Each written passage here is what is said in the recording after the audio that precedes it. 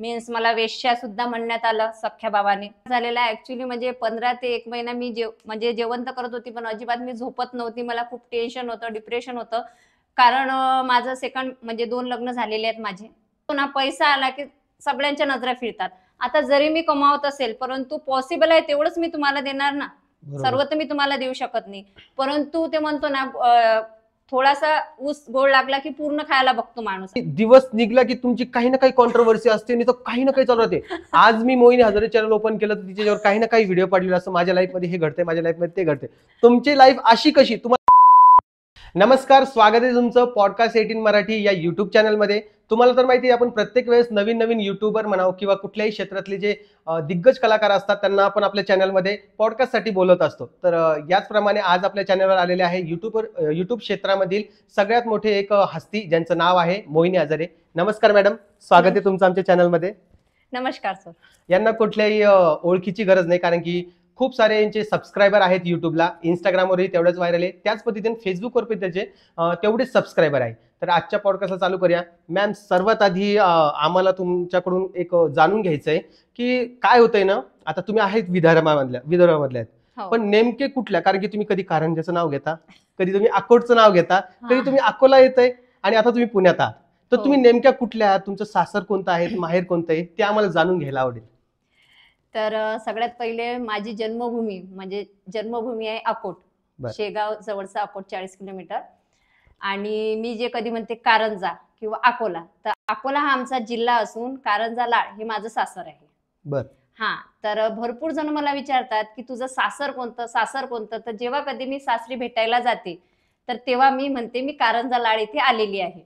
Okay. हा, आणि माझी जन्मभूमी म्हणजे माझं शिक्षण बालपणापासून तर ग्रॅज्युएशन पर्यंत जे झालेलं आहे ते अकोट येथे झालेलं आहे. बरं. तर तुम्ही आता युट्यूबवर व्हिडिओज वगैरे बनवतात, तुम्ही खूप सारे त्या युट्यूबवरून पैसे कमवतात. आता पैसे कमवतात ही वेगळं सांगायची गरज नाही, कारण की प्रत्येक ऑडियन्सला माहिती आता युट्यूबवरून चांगला पैसा येतो. त्याच्यावर तुम्ही घर पण बांधले, हे तुम्ही तुमच्या व्हिडिओ मधूनच सांगितलेलं आहे. तर मला असं तुम्हाला विचारायचं की तुम्ही गावाकडे एवढं छान घर बांधलं, म्हणजे मी व्हिडिओ बघितलं, पर्सनल बघितलं नाही, एवढं छान असं घर बनवलं तुम्ही, आत्ताच बनवलं, ते 2 वर्ष झाले असते त्याला. ते सोडून पुण्याला येताय तुम्ही, ही गोष्ट न पटणारी आहे. मलाच नाही, आपल्या ऑडियन्स जी आहे तुमची त्यांना पण न पटणारी आहे. या मागचं कारण काय असू शकतं? कसं आहे, कधी कधी आपण एखाद्या नात्यांवर म्हणा किंवा व्यक्तींवर म्हणजे खूप जास्त विश्वास ठेवतो की हा माझा, तो माझा, बरोबर. आणि माझं ते म्हणजे ते घर माझं स्वप्न होतं की माझ्या मुलांना छत द्यायचं आहे मला. कारण ऍक्च्युली ते घर मी माझ्या मेहनतीने बांधलेलं आहे, मला ते सोडायचंच नव्हतं. परंतु माझ्या भावांमुळे, माझ्या भावजेमुळे मला आज ते घर सोडावं लागलं.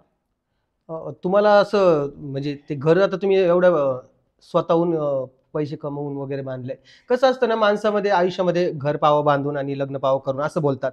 तर घर आयुष्यात एकदाच होत असतं, तसं तुम्ही परत कराल अशी अपेक्षा करतो. पण ते घर तुम्ही एवढं असं सोडायच्या वेळेस तुम्हाला त्रास झाला असेलच ना? खूप त्रास झालेला आहे. ऍक्च्युली म्हणजे 15 ते 1 महिना मी म्हणजे जेवण तर करत होती, पण अजिबात मी झोपत नव्हती. मला खूप टेन्शन होतं, डिप्रेशन होतं. कारण माझं सेकंड म्हणजे 2 लग्न झालेले आहेत माझे. हे सांगते आधीच की 2 लग्न झालेले आहेत. आणि माझं नशीब एवढं खराब की मला ना पहिल्या नवऱ्याने साथ दिली, ना दुसऱ्या नवऱ्याने सुद्धा साथ दिली नाही. आणि दुसरा नवरा सोबत नसताना सुद्धा मी एवढं मोठं घर बांधलं होतं की माझ्या दोन्ही लेकरांच्या डोक्यावर मला छत पाहिजे होतं. त्याच्यानंतर ते सोडताना मला भरपूर दुःख झाला, वेदना झाल्या की ज्या व्यक्तींच्या सपोर्टमुळे मी घर बांधलं होतं. ऍक्च्युली मला भावजेचा काही सपोर्ट पाहिजेच नव्हता, उलट माझा सपोर्ट त्यांना होता. म्हणजे त्यांच्या जसं माझ्या मुलांना कपडे आणत होती तसे त्यांच्या मुलांना कपडे आणणे, माझ्या मुलांना जसे बुक्स वगैरे घ्यायचे स्कूल चालू झाल्याबरोबर तसं त्यांना. परंतु ते म्हणतो ना, पैसा आला की सगळ्यांच्या नजरा फिरतात. आता जरी मी कमावत असेल, परंतु पॉसिबल आहे तेवढंच मी तुम्हाला देणार ना. सर्व तर मी तुम्हाला देऊ शकत नाही. परंतु ते म्हणतो ना, थोडासा ऊस गोड लागला की पूर्ण खायला बघतो माणूस. आणि तसंच माझ्यासोबत झालं. मी काही गोष्टी माझ्या भावजायला नकार दिल्या, म्हणून मग त्यांनी मला म्हणजे ऍक्च्युली माझ्या चरित्रावर डाग उचलले की म्हणजे मी ते समजून जा की वाईट धंदे करून पैसा कमावते. मीन्स मला वेश्या सुद्धा म्हणण्यात आलं सख्या भावाने. खरंच? हा, म्हणजे मी वेश्या आहे, मला भरपूर पुरुष पाहिजे आणि म्हणून मी एका पुरुषाजवळ टिकली नाही, मी दुसऱ्याजवळ पण टिकली नाही, असं त्याचे शब्द मला वारंवार. आणि मग मी बघितलं की हा जर माझ्या चरित्रावर शिंतोडी उडत आहे आणि होते ना इन फ्युचर जेव्हा माझी मुलगी लग्नाला येणार, लोक कसं सांगण्यावर जास्त विश्वास ठेवतात. जर हिचा सगळा भाऊच हिला असा म्हणतो की तू अशी आहेस तशी आहे, तर ही अशी असणार, म्हणून हिने एवढं मोठं घर बांधलं. मग ही अशी आहे तर हिची मुलगी पण अशीच असणार. म्हणून माझ्या मुलांचा मी विचार केला आणि मी ते घर सोडलेलं आहे. बरं. तर मला असं आता तुम्ही तुम्ही बोललाय की तुमचे 2 लग्न झालेले आहेत. बरं, फर्स्ट टाईम आपण म्हणजे जेव्हा लग्न करतो, तेव्हा तुम्हाला त्यामध्ये धोका भेटला, तुम्ही परत एकदा लग्न केलंय. आता तुम्ही त्याच्यात पण तुम्ही आता अपयशी ठरला किंवा धोका भेटला तुम्ही असं म्हणताय. तर त्या दोन्ही याच्यामध्ये बसल्यानंतर तुम्हाला आता परत असं काही वाटतंय का लग्नाच्या ह्या संकल्पनेवर तुमचा विश्वास उठला का? की तुम्ही खूप स्ट्रॉंग आहात बाबा हे सगळं सहन करायसाठी? म्हणजे तुम्ही कसं हँडल केलं हे सगळं मॅटर? कसं आहे, कोणी स्ट्रॉंग नसते. प्रत्येक स्त्रीचं हेच स्वप्न असते की मला चांगला नवरा भेटला पाहिजे, त्याने मला साडी आणली पाहिजे, त्याने माझा शौक उचलला पाहिजे, त्याने कुठं मला फिरायला नेलं पाहिजे. मी पण एक स्त्री आहे, माझ्या पण त्या इच्छा होतात की मला कोणतरी गिफ्ट नाही काही तर माझ्या नवऱ्याने ऍटलिस्ट माझ्यासाठी एक गजरा तरी आणावा. परंतु माझं ते नशीब खराब आहे, ते मी एक्सेप्ट केलेलं आहे, जबरदस्ती एक्सेप्ट केलेलं आहे, कारण माझ्या पदरात 2 मुलं आहेत. बरोबर. त्या मुलांमुळे मी ते एक्सेप्ट केलेलं आहे आणि फक्त एवढंच ठरवलेलं आहे की आता जरी माझा नवरा म्हणजे पायावर लोळलाय तरी मी त्याला माफ करणार नाही, कारण मी आतापर्यंत त्याला 3 ते 4 वेळा माफ केलेला आहे. बरं. फक्त माझ्या मुलांकडे बघून. एवढं मोठं घर बांधलं, तो आला, माफी मागितली, माफ केलं. त्याच्यानंतर माझ्या मुलाच्या म्हणजे हातात एवढी मोठी गाठ होती. त्याच्यानंतर त्या मुलाचं सुद्धा ऑपरेशन मी एकटीनेच केलं. 8 ते 9 महिन्याचं बाळ होतं तेव्हा माझं. एकटीनेच ऑपरेशन केलं, त्याला त्याच्यातून वाचवलं. तेव्हा नवरा आला, तेव्हाही त्याला माफ केलं. त्याच्यानंतर तिसऱ्या म्हणजे जो सपोर्ट एखाद्या स्त्रीला, आता समजा आपली बायको एखादा बिझनेस करते तर नवऱ्याचा सपोर्ट खूप असतो, की म्हणतात ना यशस्वी स्त्रीच्या मागे पुरुषाचा हात बरोबर असतो. बरोबर. तर मला ही अपेक्षा होती की माझ्या या क्षेत्रात माझा नवरा मला सपोर्ट करणार, परंतु तसं काही झालं नव्हतं. मग तिसऱ्यांदा माझा नवरा आला तर तो बोलला मला कोणाच्या हाताखाली कामाला जायला जमणार नाही. बरोबर. म्हटलं ठीक आहे, नाही जमणार ना, मी आहे. मी त्याला माझं अक्षरशः सोनं गहाण ठेवलं, इकडून तिकडून पैसे अरेंज केले, त्याला चहाची गाडी लावून दिली, सर्व साहित्य वगैरे घेऊन दिलं. म्हणजे आज रोजी सुद्धा माझं 1 लाखाचं सोनं गहाण आहे. बापरे. तर त्याला मी छान कॅन्टीन वगैरे लावून दिली, परंतु तो सुधारला नाही. ते माळजोळ करणे, शिव्या देणे, आणि पुरुषांचं एकच आहे, तो कोणताही पुरुष असो, म्हणजे स्त्रीने त्यांच्या मर्जीने ऐकलं नाही की ते चरित्रावर डाग लावतात आणि मोकळे होतात. तर मी आता डायरेक्ट त्याला म्हणत असते, तू म्हणतो ना मी चरित्रहीन आहे, आय एक्सेप्ट, मी चरित्रहीन आहे, कारण त्याच्याशिवाय पर्यायच नाही. आणि आता मला सिंगल लाईफच जगायची आहे माझ्या मुलांसाठी. म्हणजे तुम्ही सिंगल मदर म्हणूनच राहणार आहात? सिंगल मदर म्हणूनच राहणार आहे, आणि सिंगल मदर म्हटल्यापेक्षा सिंगल पॅरेंट्स म्हणून राहायला मला आवडणार. ओके, छान निर्णय तुमचा. ही तुमची वैयक्तिक लाईफ राहिलेली आहे, त्याविषयी आपण जास्त चर्चा नाही करणार आहोत. बरं, तुम्ही आता एवढं सगळं बोललात, त्यामध्ये तुम्ही मला 2-3 तुमच्या व्यवसायाबद्दल सांगितलं, जसं की म्हणजे मी स्वतः बघितलेलं आहे. तुम्ही कधी भेळची गाडी लावलेली होती, कधी तुम्ही बॉक्स ला कव्हर वगैरे लावतचे काम केलेले, कधी तुम्ही मेसच्या पोळ्या बनवून देता, कधी डबे बनवून देतात. हे सगळे बिझनेस स्विच का बरं करता तुम्ही? म्हणजे तुम्हाला काय वाटत नाही का की एक बिझनेस आपण पुढे घेऊन गेलो तर आपल्याला त्याचा चांगला प्रॉफिट होईल? असं का बरं तुम्ही स्विच का करता, ते मला कारण जाणून घ्यायला आवडेल. तुम्ही खूप छान प्रश्न विचारला, कारण ह्या प्रश्नावर पब्लिक सुद्धा मला नेहमी बोलते, परंतु प्रत्येकाला मी उत्तर देऊ शकत नाही. बरोबर. आता कसं आहे, बिझनेसचं म्हटलं तुम्हाला मॅन्युअली पण सपोर्ट लागतो, बरोबर, पैशांचा पण लागतो, आणि तेवढंच मॅन्युअली पण लागतो, म्हणजे माणसं पण तुम्हाला लागतात. एकटं करायला मी यंत्र नाही आहे, बरोबर. तर माझी एक अपेक्षा आहे की आपलं घर चालण्यासाठी जे कोणतं काम मिळेल ते करायचं, पहिलं माझं एक काम आहे. आणि माझ्यात मनात जिद्द पण आहे की जर मला थोडासा जरी माझ्या नवऱ्याचा सपोर्ट भेटला असता, थोडासा जरी, तर मी आज कोणत्या तरी बिझनेसमध्ये यशस्वी असती. ओके. तर सगळ्यात पहिले मी म्हणजे लग्नाच्या अगोदरपासून मिठाईचे बॉक्स करत होती.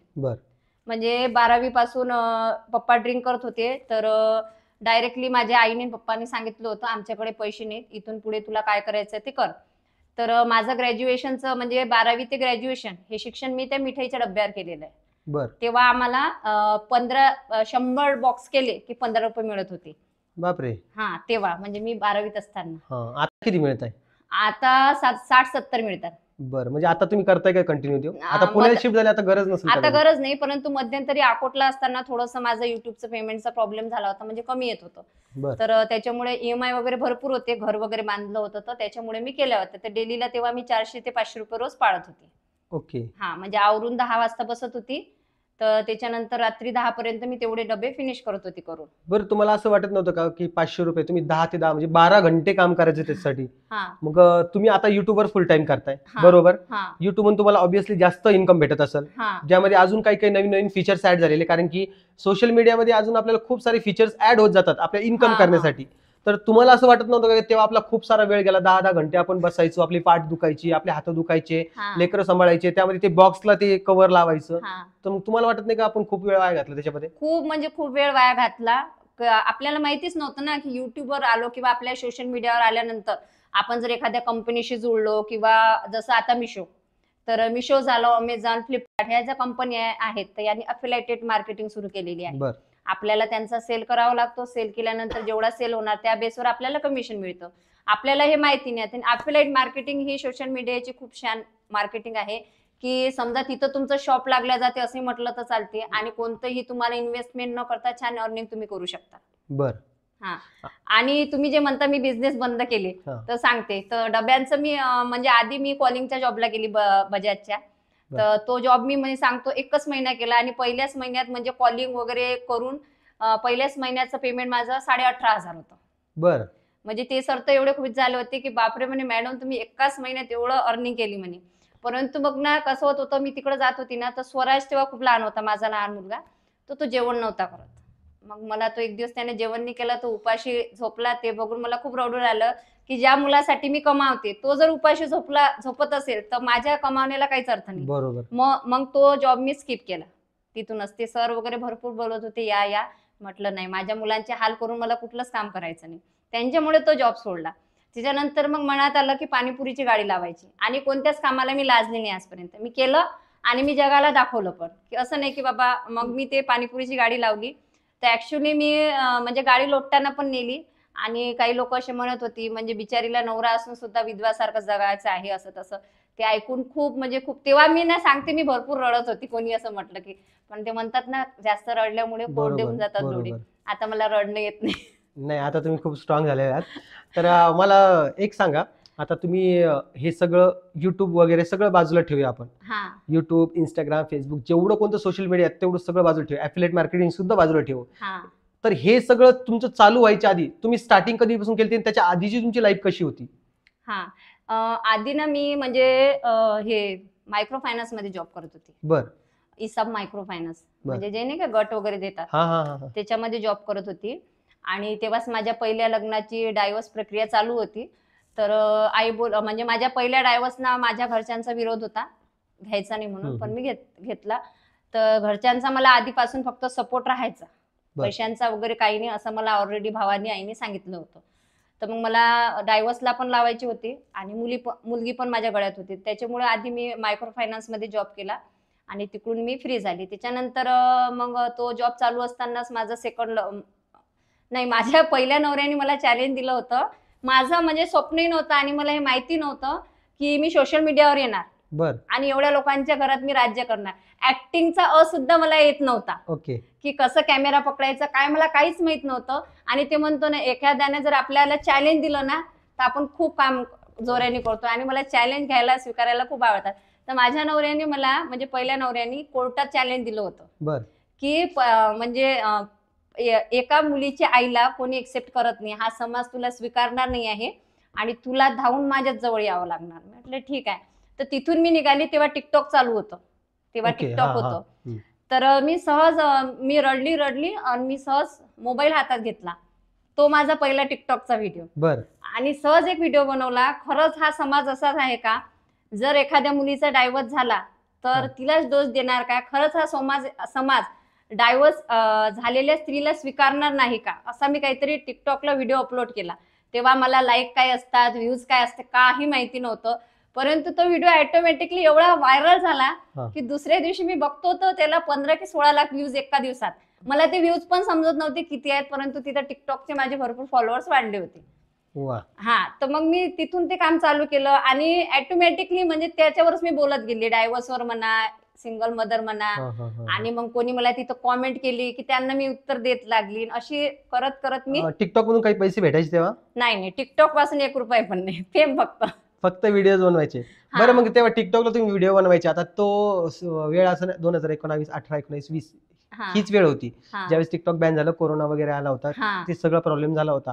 तर तेव्हा तुम्ही जेव्हा टिकटॉकला व्हिडिओ बनवायच्या, एक तर तुमचा प्रॉब्लेम असा तुम्ही डिवोर्स वगैरे घेत होतात आणि त्यात तुम्ही व्हिडिओ बनवत होता, तेव्हा तुम्हाला खूप सारा त्रास पण झाला असून तुमच्या नातेवाईकाकडून याच्याकडून. तर त्यांचं कसं रिॲक्शन होतं जेव्हा तुम्ही व्हिडिओ बनवत होता, जेव्हा त्यांच्या फीडमध्ये तुमचे व्हिडिओज गेले, तर त्यांना बघून तुम्हाला काही कॉल मेसेज केले असतील, पर्सनली येऊन भेटले असतील, त्यांची रिॲक्शन कशी होती तुमच्यासोबत? पहिले तर तुमच्या घरच्यांची सांगा. तर पहिली गोष्ट तर म्हणजे मी कोणाचं ऐकत नव्हती माझ्या घरी, हे आधीच सांगते.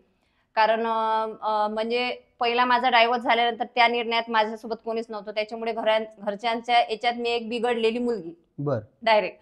तर तुझं तू सांगू नको, तुझं तू बघ. मग व्हिडिओ टाकल्यानंतर लोक काय म्हणतील, आई सगळ्यात अगोदर लोक काय म्हणतील, लोक असे म्हणतील, लोक तसे म्हणतील.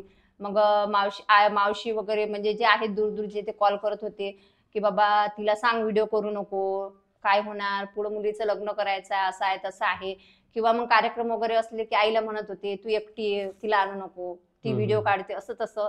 किंवा मग मी त्यांच्याकडे गेली तर मग व्हिडिओ काढू नको किंवा आम्हाला घेऊ नको, असं त्यांचं रिॲक्शन राहत होतं माझ्याबद्दल. बरं, आता त्या लोकांचं कसं तुमच्यासोबत संबंध आहे? म्हणजे आता ते तुम्हाला बोलताय की नाही बोलताय? म्हणजे तुमच्या लाईफ मध्ये काय चेंजेस झाले त्यांचे? म्हणजे बोलतात सर्व. कसं असतं ना की आपण एखादी गोष्ट करायला लागलो, ती वाईट का काम असताना, पण त्यातून जेव्हा पैसा येतो तेव्हा समाज आपल्याला स्वीकारायला लागतो, स्वीकारतो आपल्याला. माझ्या बाबतीतही ते झालेले. तुमच्या बाबतीत तसं झालेलं का जे लोक तेव्हा तुम्हाला नाव ठेवायचे आता तुमची वाहवा करताय किंवा म्हणताय बाबा मोहिनी खूप चांगलं काम करते, एकदम बेस्ट करते, असं म्हणताय का? तर ऍक्च्युली झालेलं की आधी हे जे माझे काही नातलग आहेत ते अजिबात माझ्यासोबत बोलत नव्हते, अजिबात बोलत नव्हते. म्हणजे पहिले तर त्यांना हे भीती होती की हिचं डायव्होर्स झालेला आहे, त्याच्यामुळे ही आम्हाला मदत मागणार काय किंवा असं तसं. त्याच्यानंतर व्हिडिओ टाकायला लागली तर त्यांचा विरोधही भरपूर होता. म्हणजे ते मला नव्हते दाखवत, कारण मी डायरेक्ट तोंडाळ आहे, मी डायरेक्ट तोंडावर बोलणारी मुलगी आहे, ते कोणी का असं मी डायरेक्ट बोलत होते. त्याच्यामुळे मला नव्हते बोलत, पण आईला बोलत होते ते. त्याच्यामुळे आई मला प्रेमाने सांगत होती त्यांनी असं म्हटलं, त्यांनी तसं म्हटलं तेव्हा. परंतु आता तेच लोक 10 लोकांना सांगतात की ही आमच्या बहिणीची मुलगी आहे किंवा ही मोहिनी आहे, असं तसं.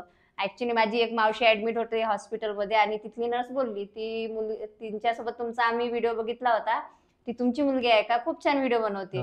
मग मावशीने लगेच फोन घेतला, मला लावला आणि मी कामात होती, मी उचलला नाही.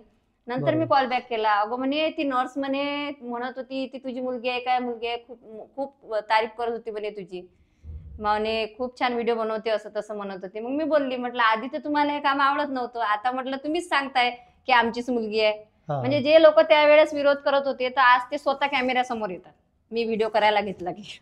ओके, तर तुमची जी लाईफ आहे ती खूप स्ट्रगलनं भरलेली. म्हणजे मी असं ऍक्सेप्ट करतो की बघा अशी लाईफ कोणाचीच नसायला पाहिजे.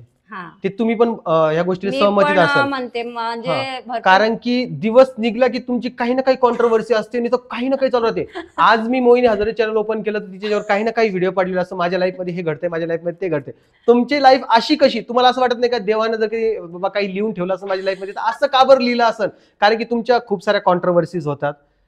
तुमच्या लग्नाचे पण प्रॉब्लेम्स आहेत, तुमचे पैशाचे पण आहेत, तुमच्या आईसोबत सुद्धा भांडणं झाली होती मागं, जे माझ्यासमोर व्हिडिओ आले होते तेव्हा मी बघितलं होतं. तर हे तुम्हाला असं वाटत नाही का की हे माझ्यासोबतच का होतं? कारण की कसं असतंय, एखादा कुठला प्रॉब्लेम एखाद्या माणसासोबत व्हायला लागला तर एका क्षणाला तरी त्याला विचार येतो की देवा हे माझ्यासोबतच काऊन होतं रे? मलाच देखील होतं. तुम्हाला असं वाटत नाही का की हे माझ्यासोबतच का होतं? तर मला पण भरपूर वेळा हा प्रश्न पडतो की हे माझ्यासोबत का होते. आणि जेव्हा मी पब्लिकला सांगतो तर ते म्हणतात तुझे हे प्रॉब्लेम सुटणार कधी आहे, आणि मला पण त्याच्यातून निघायचं आहे, पण ते प्रॉब्लेम माझी साथच सोडत नाही. मग मी काय म्हणतो, चला तुम्हाला माझ्याशिवाय करमत नाही, मला तुमच्याशिवाय करमत नाही, माझ्यासोबत चला.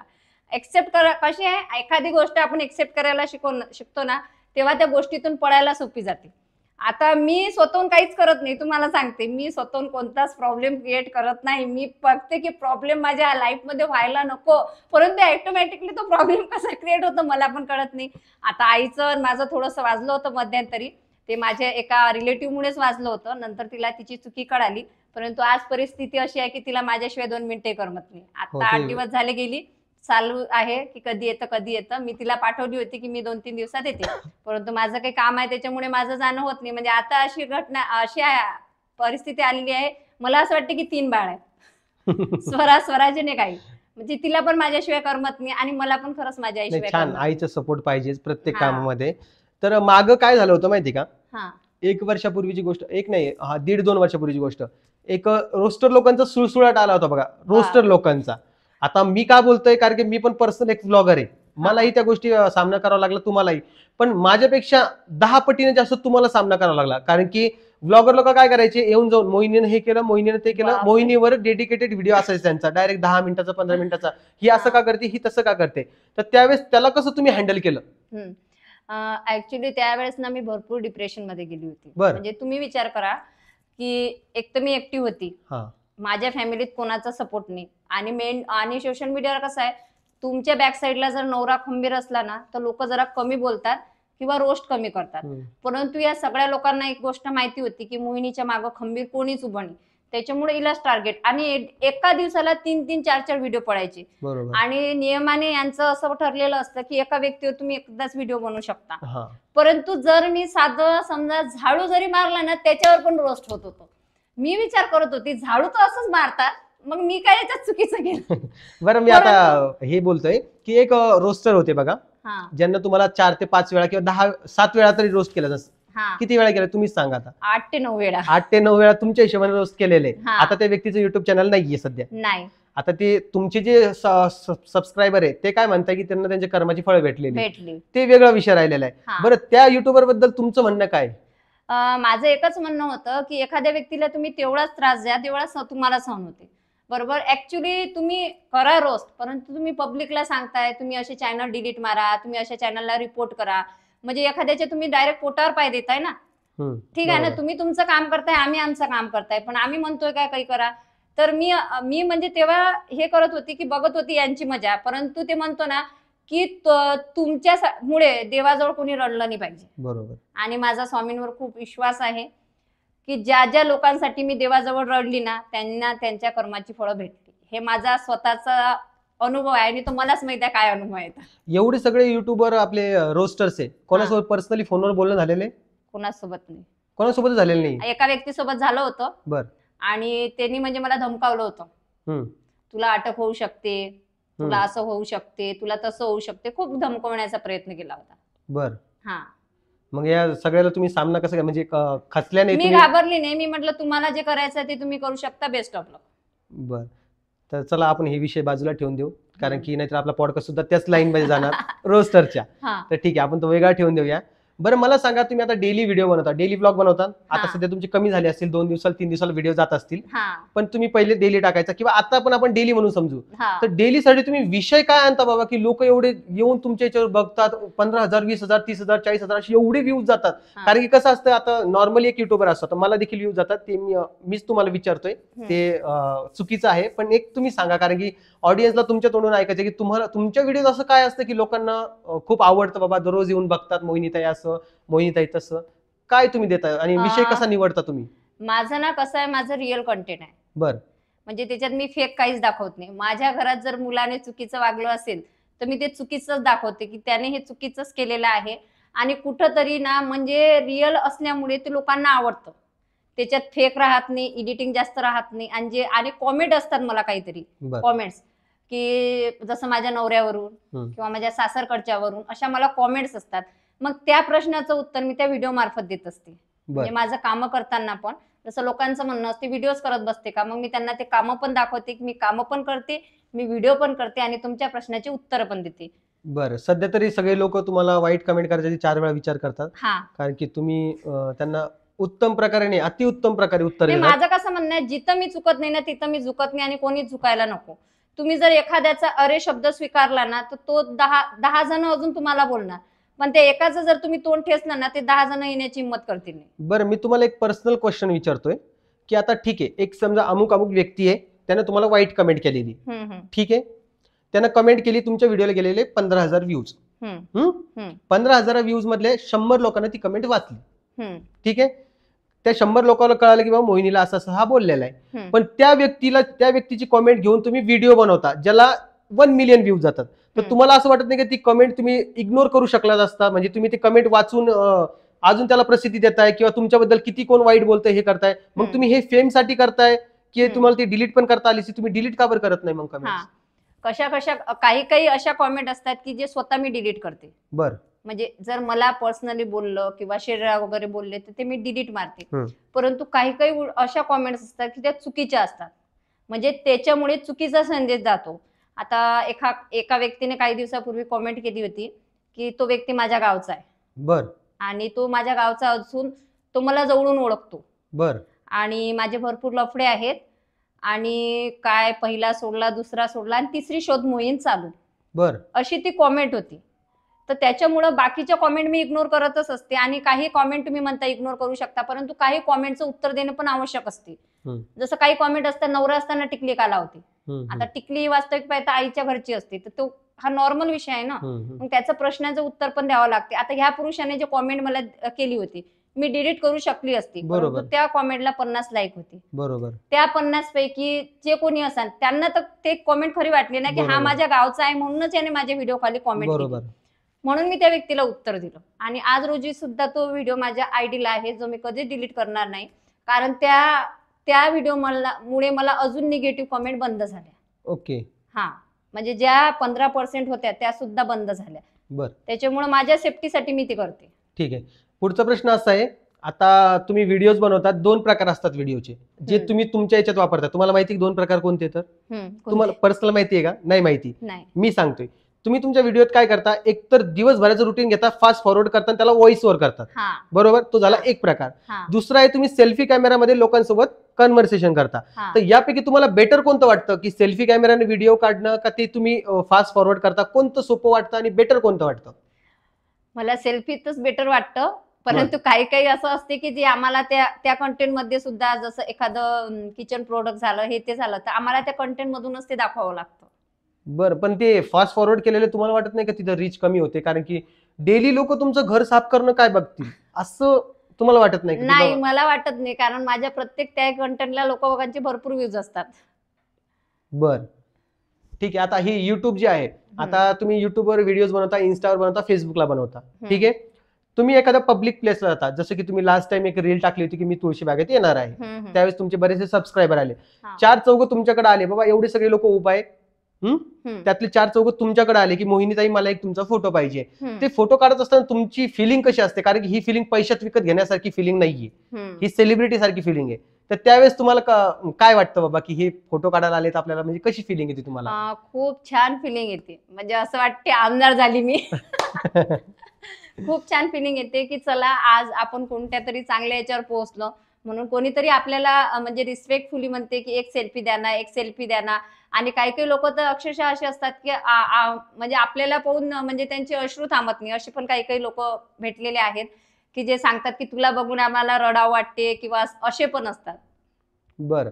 तर हे जे युट्यूब आहे, आता हे सध्या तुमचं युट्यूब चालू आहे, आता जसं टिकटॉक 2019-20 मध्ये बंद झालं होतं, त्याच पद्धतीने युट्यूब जर कधी उद्या चालू बंद झालं तर तुमची पुढचा काही तयारी असेल ना, जसं की एखादा आजकाल काय करताय माहितीये का, एक फिक्स झालेलं आहे, काही जे युट्यूबर्स आहेत ते कपड्याची दुकान टाकताय, जसं की मी पण टाकलेलं होतं, काही जण मेकअपचं चालू करताय, मेकअपचं सध्या खूप ट्रेंड आलेला आहे, मेकअपचे बॅचेस वगैरे घेणं.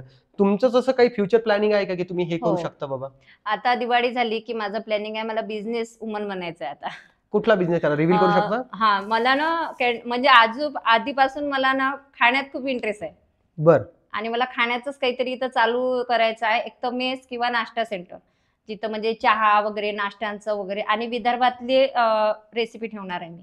ओके. म्हणजे आमच्याकडे गिल्ली मिसळ झाली, शेगाव कचोरी झाली, हे खूप फेम आहे, तर ते माझे विदर्भातलेच प्रोडक्ट घेऊन मी इथं नाश्ता सेंटर लावणार आहे दिवाळीनंतर. म्हणजे सध्या माझं प्लॅनिंग चालू आहे. बरं बरं. तुम्हाला खूप खूप शुभेच्छा.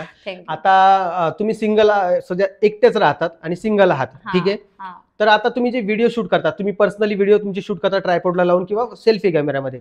आता तुम्ही झाले, तुम्हाला 2 मुलं आहेत, एक मुलगी एक मुलगा, ठीक आहे. त्यांचं सगळं आवरायचं, ठीक आहे. तुम्ही एखादा बिझनेस करता ते सगळं करायचं, व्हिडिओ शूट करायचा, एडिटिंग करायचं, ब्रँडचा आला तर ब्रँडचा शूट करायचा, किंवा मग एडिटिंग करणं, अपलोड करणं, हे सगळं दिवसभरात कसं मॅनेज करता? तुमचा वेळ कुठं कुठं जातो असं बाबा मला विचार पडलेला आहे, तर तुम्ही कसं मॅनेज करता ते तरी सांगा. मी ना सकाळी उठते सगळ्यात अगोदर, म्हणजे जेव्हा मुलं झोपलेली असतात. आता ते एक म्हणजे मुलगी सैनिकीला गेलेली आहे, पण अगोदर जेव्हा दोघं सोबत राहत होते तर सकाळी उठत होती मी, 1 तास अगोदर उठते मुलांच्या, आणि आदल्या दिवशीचं पूर्ण एडिटिंग वगैरे आटपून घेते. प्रमोशनचा असला तर प्रमोशनचा पण आदल्याच दिवशी शूट करून घेत असते, तर ते मी आधी एडिटिंग करते. मग मुलं उठतात तर मुलांचं वगैरे नाश्ता वगैरे आवरून देते. नंतर 10ला, मग 10 वाजता तर मी बघते जे माझे मिशोचं वगैरे काम करते ते शूट करून घेते. मग 10 वाजतापासून माझं अपलोडिंग चालू होते. तर सगळ्यात जास्त सध्या तरी मी काम ॲफिलिएट सोबत करत आहे. म्हणजे फेसबुक पेज, प्रोफाईल आणि इन्स्टा इकडं काम करत आहे. तर त्याच्यामुळं तिकडं मी जास्त लक्ष देत आहे. तर लगेच मी त्यांचे व्हिडिओ अपलोड करणं चालून देते 10 वाजतापासून. मग म्हणजे ते शॉर्ट असतात तर ते लवकर अपलोड होऊन जातात. मग पुन्हा मला स्वयंपाक पाणी करणे, क्लिनिंग वगैरे करणे माझं चालू होऊन जातं. मग मुलांना जेवण वगैरे झालं की 1-2 वाजते अजून. तर तेव्हा माझं ते काम करताना ब्लॉगिंग पण चालू असते ट्रायपॉडवर. म्हणजे इकडे काम करताना आपलं शूटिंग पण चालू असते त्या दिवसाचं. मग 2 वाजले की आपलं ते ब्लॉग एडिट करायचा युट्यूबसाठी. मग लगेच तो अपलोड करून द्यायचा. तो अपलोड झाला की 4 वाजेपर्यंत तो अपलोड होऊन जातो युट्यूबचा. तर नंतर मग अजून चहाचा वगैरे टायमिंग होतो. मग चहा वगैरे करणं. मग अजून दुसऱ्या दिवसचे जे व्हिडिओ आहेत ते करणं. आणि मग कधी कधी रात्रीचे 12-1 पण वाजून जातात. आणि म्हणजे आज सकाळीच मी या गोष्टीवर विचार केला की या कामात मी एवढी गुंतून गेलेली आहे की ना मला माझ्या मैत्रिणीसाठी वेळ निघत आहे. आईसोबत सुद्धा म्हणजे कधी कधी 2 दिवस बोलणं होत नाहीये. म्हणजे अशी स्वतः म्हणजे माझं स्वतःसाठी वेळ नाही राहिलं मला असं वाटते कधी कधी. आणि असं वाटते स्वतःसाठी मी जगत नाही आहे. मी फक्त माझ्या मुलांसाठी आईसाठी जगत आहे. बरं, तुम्हाला असं काही वाटत नाही का की आपण थोडं मॅनेजमेंट केलं पाहिजे वेळेचं, किंवा ह्या वेळेमध्ये हेच काम झालं पाहिजे, याच्यामध्ये दुसरं काम नाही आलं पाहिजे, असं तुम्ही जर काही मॅनेजमेंट केलं तुमच्या दिवसाचं पूर्ण नियोजन लागू शकतं, असं तुम्हाला वाटत नाही का? मला वाटते तसं, परंतु कसं म्हणणं सोपी आहे, करणं खूप कठीण आहे. मुलांचं वेगळंच काहीतरी निघून जाते मधातच. आता बघा, आता काल मी वेगळा म्हणजे शूटला गेली होती आणि मधातूनच मुलीच्या शाळेतून कॉल आला की ती पडली. मग अरे बापरे, आपलं इकडलं काम खोळंबून जातं ना. काम सोडून तिला आणायला जावं लागलं. तेच जर समजा नवरा सोबत असता तर तो तिकडे गेला असता. ती पुण्यातच असते का? हा, इथं सैनिकी स्कूल का सैनिकी स्कूलला. ओके. तर मला आता आपण काय करूया, एक नॉर्मल क्वेश्चन घेऊया, ज्यामध्ये तुमच्या आतापर्यंत जेवढी युट्यूब असेल, टिकटॉक असेल, इंस्टाग्राम असेल, जेवढी तुमची लाईफ आहे आतापर्यंतची, त्यामध्ये तुम्हाला चांगले अनुभव आले असतील आणि वाईट पण आले असतील. तर मला एक असा एकदम चांगला अनुभव सांगा आणि एक वाईट अनुभव सांगा. पहिले चांगला सांगा तुम्ही, तुम्हाला कुठला एक चांगला अनुभव आलेला? युट्यूब वरून मला एक खूप छान असा अनुभव आला की माझा स्वराज म्हणजे म्हणा किंवा माझं बाळ जे माझ्या पदरात आहे ते फक्त युट्यूबमुळे. बरं.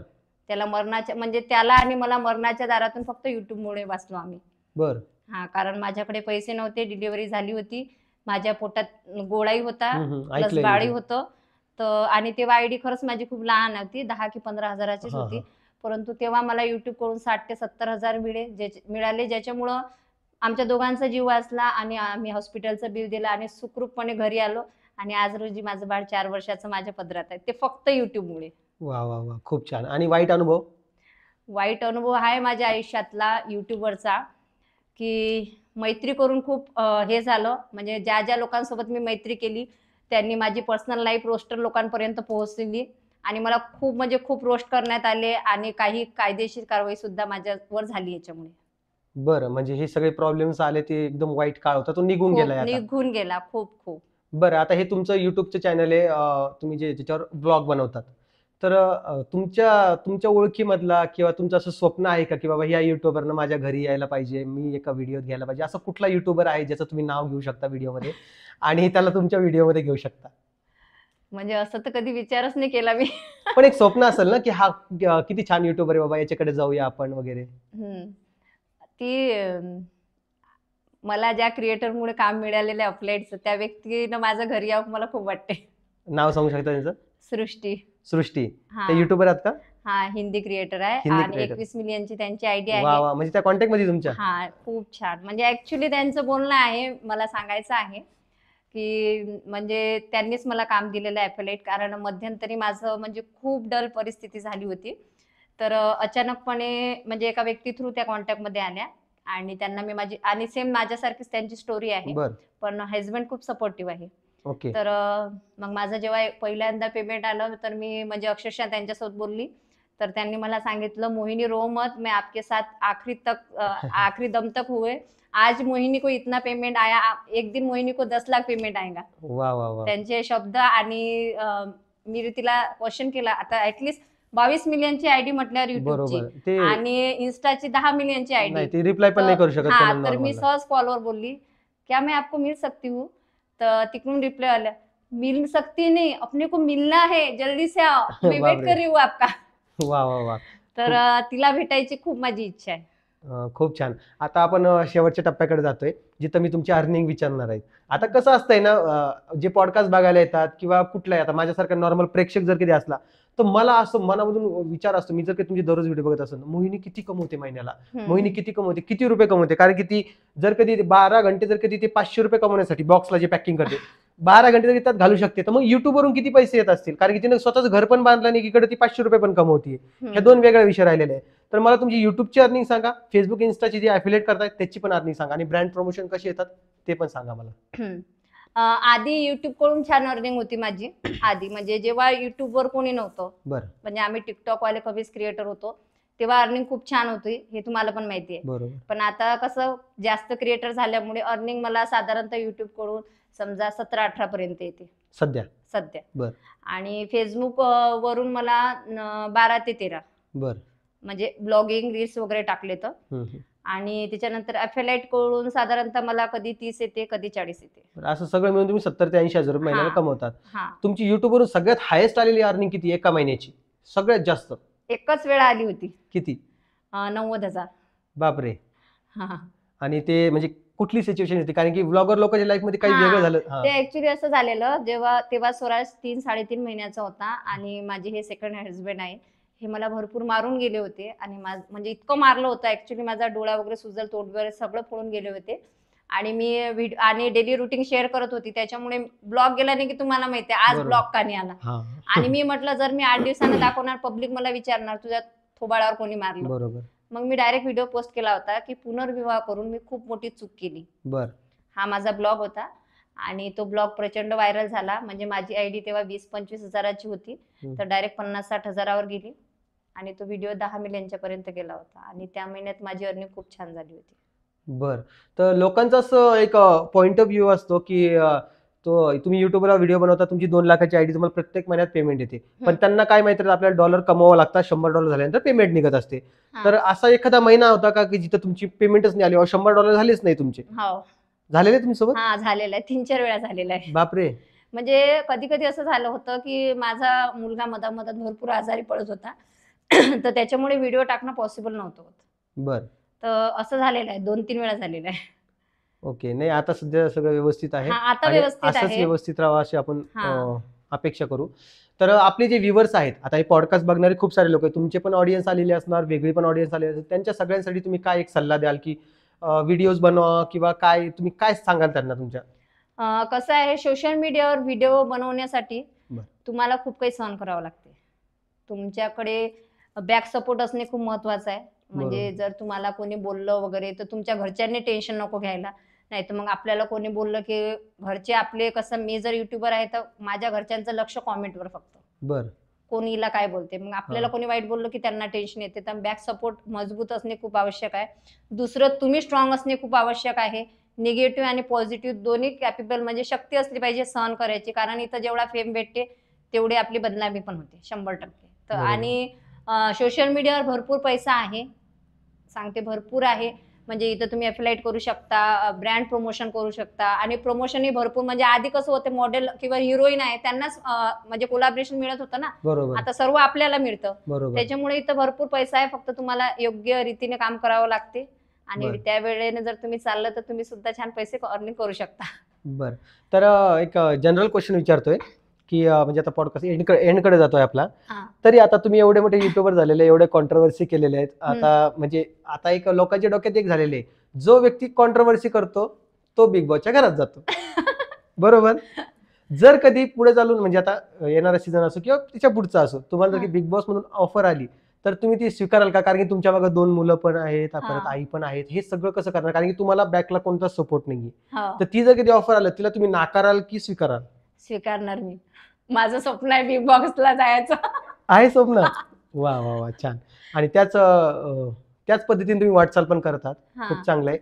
तर खूप छान वाटलं तुमच्यासोबत पॉडकास्ट करून आम्हाला, आणि खूप काही शिकायला पण भेटलं. तर असा होता आजचा आपला पॉडकास्ट. आपल्यासोबत होते मोहिनी आजारे. किंवा आमच्याविषयी काही तक्रार असेल, तुम्हाला कमेंट बॉक्स ओपन आहे, कमेंट करू शकता.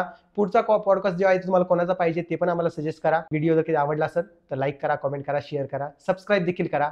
आम्ही भेटू नवीन व्हिडिओमध्ये. तोपर्यंत जय महाराष्ट्र.